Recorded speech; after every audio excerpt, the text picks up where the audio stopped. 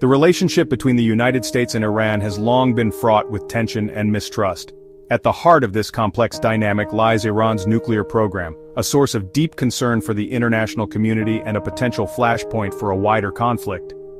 Recent efforts to revive diplomatic engagement between the two nations therefore carry immense weight, offering a glimmer of hope for a more stable and secure future.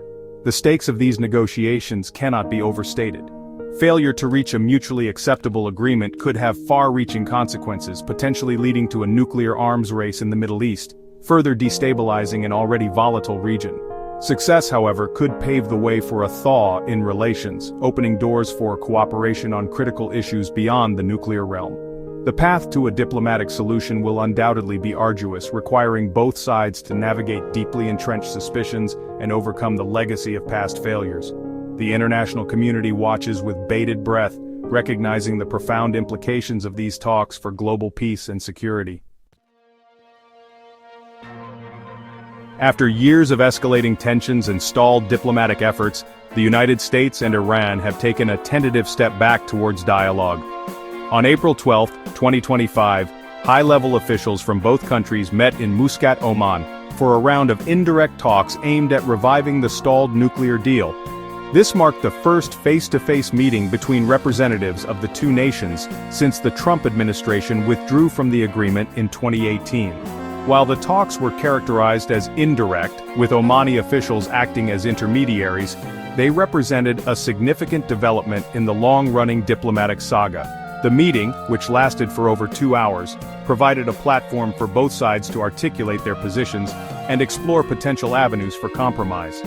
The choice of Oman as a venue for the talks was no coincidence. Muscat has a long history of playing the role of mediator between Iran and the West, having facilitated secret talks between U.S. and Iranian officials during the Obama administration that ultimately led to the 2015 nuclear deal. The decision by both Washington and Tehran to return to the negotiating table, even indirectly, reflects a shared recognition of the high stakes involved and a willingness to explore diplomatic solutions to a challenge that has vexed policymakers for decades. The delicate task of navigating the complexities of the U.S. Iran nuclear talks has fallen upon the shoulders of seasoned diplomats from both sides. Leading the American delegation is U.S. Special Envoy Steve Witkoff, a veteran negotiator known for his expertise in Middle Eastern affairs. Witkoff brings to the table a deep understanding of the intricacies of the Iranian nuclear program and a wealth of experience in dealing with Iranian counterparts. Representing Iran's interests is Foreign Minister Abbas Araghchi, a seasoned diplomat with a reputation for his sharp intellect and firm negotiating style. Araghchi played a pivotal role in the negotiations that led to the 2015 nuclear deal and is well versed in the technical aspects of Iran's nuclear program. Facilitating the dialogue between the two sides is Oman's Foreign Minister, Badr bin Hamad al-Busaidi, a respected diplomat known for his ability to build trust and bridge divides. Oman's role as a neutral intermediary is crucial, providing a safe and conducive environment for both sides to engage in frank and open discussions. The U.S. Ambassador to Oman, Ana Eskrojima, also played a crucial role in the talks, providing on-the-ground support and logistical assistance. Eskrojima's deep knowledge of the region and her strong relationships with key players in the Omani government proved invaluable in ensuring the smooth running of the negotiations. As the United States and Iran cautiously explore the possibility of reviving the nuclear deal, Oman has emerged as a critical player in this high-stakes diplomatic dance. Muscat's role as a mediator is not new. The Sultanate has long been recognized for its ability to bridge divides and facilitate dialogue between adversaries in the Middle East. Oman's unique position stems from its long-standing policy of neutrality and its close ties to both Washington and Tehran. Unlike some of its Gulf neighbors, Oman maintains cordial relations with Iran, even during periods of heightened regional tensions. This has allowed Muscat to serve as a valuable back-channel for communication between the two countries. In the context of the nuclear talks, Oman's role is multifaceted. First, it provides a neutral venue for the indirect discussions, allowing both sides to engage without the pressure of direct confrontation. Second, Omani officials act as intermediaries, shuttling messages and proposals between the American and Iranian delegations. This role is particularly important given the deep mistrust that exists between the two sides.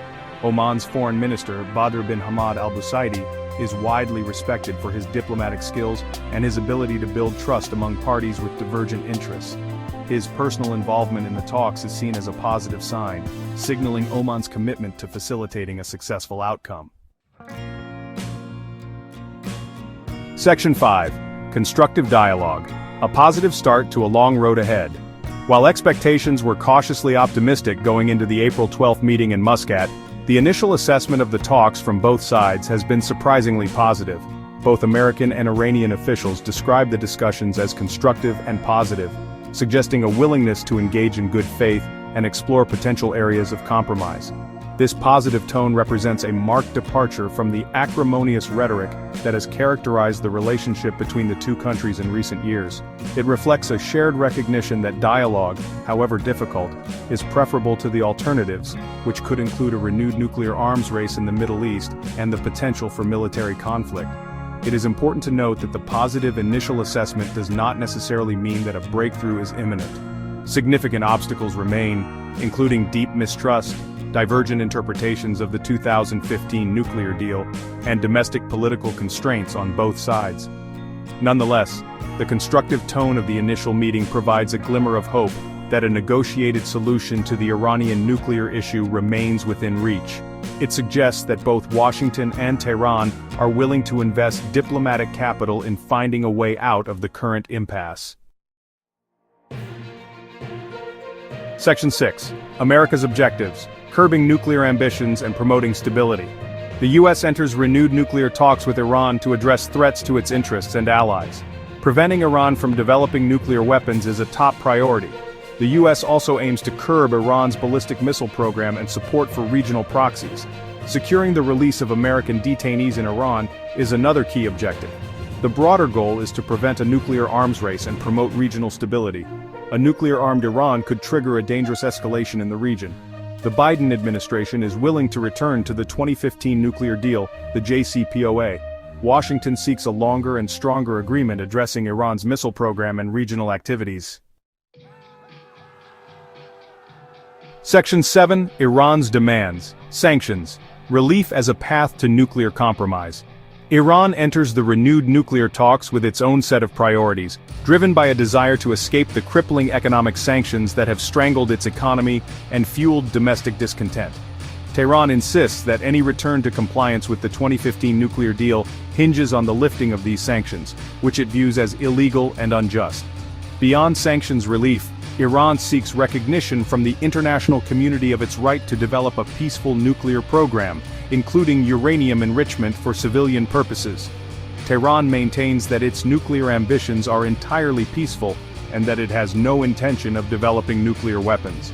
Iran also demands guarantees that the United States will not unilaterally withdraw from any future agreement, as the Trump administration did in 2018. This demand reflects the deep mistrust that exists between the two countries and Tehran's skepticism about Washington's willingness to honor its commitments. On the issue of its ballistic missile program and its regional activities, Iran remains defiant, insisting that these are non-negotiable matters of national security. Tehran views its missile program as a deterrent against external threats, particularly from Israel and the United States, while its support for regional allies is seen as a way of countering what it perceives as Western influence in the Middle East. Section 8. A Legacy of Mistrust, the Shadow of the JCPOA and its Collapse. The 2015 JCPOA offered Iran sanctions relief for limits on its nuclear program, verified by inspections. Hailed as a diplomatic achievement, it faced bipartisan opposition in the U.S. Critics argued it didn't curb Iran's ambitions enough. In 2018, the Trump administration withdrew, reimposing sanctions. This move was condemned internationally, deepening U.S. Iran mistrust. The JCPOA's collapse impacts current diplomatic efforts, making negotiations tougher. Section 9. The Road Ahead. Charting a course toward a more secure future. As the United States and Iran embark on nuclear talks, the path ahead is challenging. Deep mistrust and domestic pressures cast a shadow over negotiations. Yet, the positive assessment of the April 12 meeting in Muscat offers hope. Both sides recognize the high stakes and the need for dialogue. Success requires flexibility and compromise.